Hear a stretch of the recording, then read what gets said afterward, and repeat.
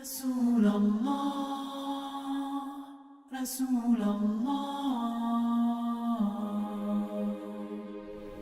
Assalaamu Alaikum Rahmatullahi, Barakaathuhu. Dear brothers and sisters, this is your brother Omar Suleiman.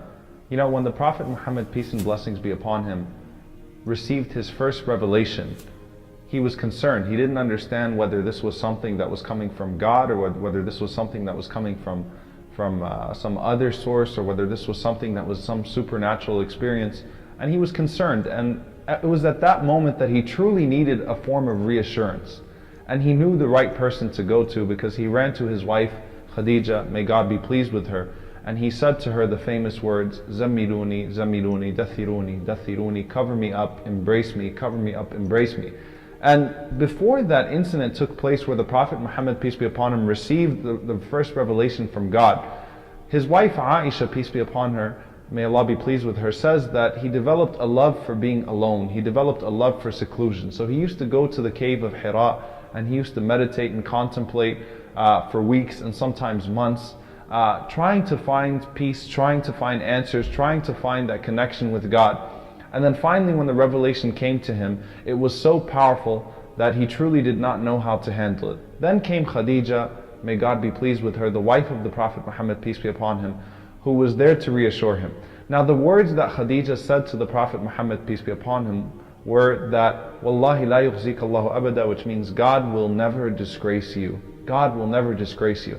Now she then proceeds to give the Prophet Muhammad, peace be upon him, the reasons why God would never disgrace him.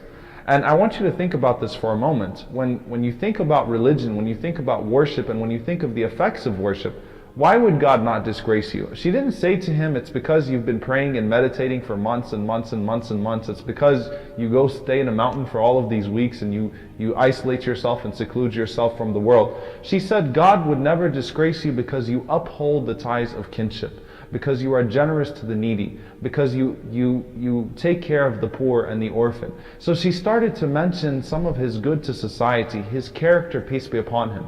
And in essence, this was the call of the Prophet Muhammad, peace be upon him, when he says that I was only sent to perfect good character. And in truth, his call to Islam, his call to God, started before even he realized that his call to God was starting. As one of the famous Imams, Al-Muzayni, may God be pleased with him, said that his da'wah, his call started with good manners before he even realized that his call started.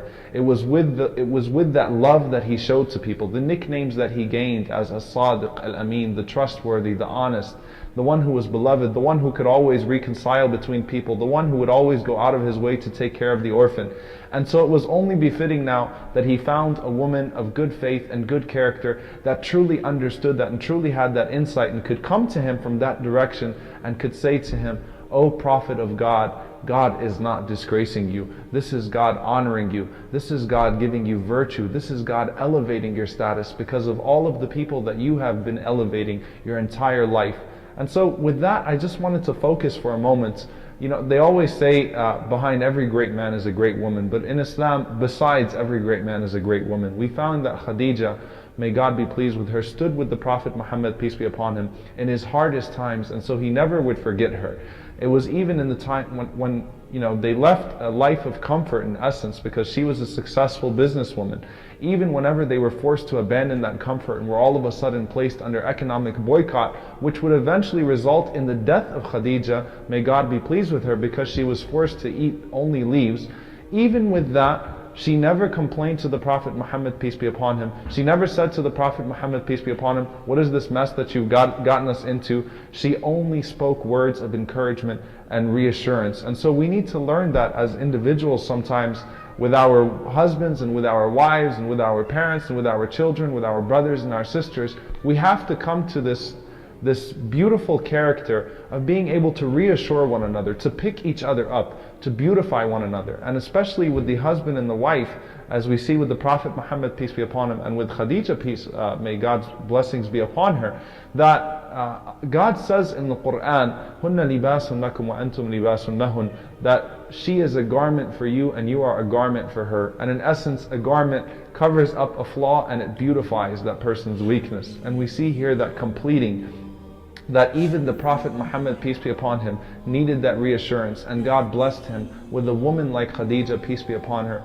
to stand by her husband and to truly be the first believer in her husband, in the Prophet Muhammad, peace be upon him, and to reassure him, because of your character, God will never put you down. So we ask God to give us that same exalted character. Please do continue to watch and continue to support this effort to learn more about our Prophet Muhammad, peace be upon him. Jazakumullahu khairan. Wassalamu alaikum wa rahmatullahi wa barakatuh.